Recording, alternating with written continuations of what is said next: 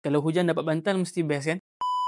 Bismillahirrahmanirrahim. Assalamualaikum warahmatullahi wabarakatuh. Saya ingin berkongsikan tentang kalau ketika hujan, apa yang kita boleh lakukan? Apa yang Nabi ataupun Islam anjurkan? Baik, kat sini saya ada satu doa yang menarik yang saya nak kongsikan. Saya dapat doa ini daripada aplikasi Madakhal. Jadi dekat aplikasi Madakhal, kita ada kongsikan doa harian, even ada lagi konten-konten yang menarik. Boleh muat turun secara percuma sahaja. Baik, kembali kepada topik tadi. Ketika hujan, dalam hadis riwayat Al-Bukhari, Nabi SAW bersabda, bacalah doa Allahumma sayyiban nafi'ah. Maksudnya, ya Allah, jadikanlah curahan hujan ini sebagai curahan hujan yang bermanfaat. Mudah dan ringkas saja doa, kita sama-sama boleh amalkan. Allahumma sayyiban nafi'ah. Kenapa? Kerana dalam satu lagi hadis riwayat Al-Hakim, Nabi SAW bersabda, "Tintani la turaddan, ad-du'a 'inda an-nida' wa tahta al-matar." Maksudnya, ada dua doa yang tidak akan ditolak. Nampak tu, yang tak akan ditolak. Apakah? Pertama, ad-du'a 'inda an-nida', ketika azan, doa ketika azan. Dan yang kedua, inilah poin dia, wa tahta al-matar, ketika turunnya hujan. Jadi bertepatan dengan hadis ni, ketika hujan, doa kita tidak akan ditolak. Jadi moga video ini bermanfaat kepada semua. Assalamualaikum.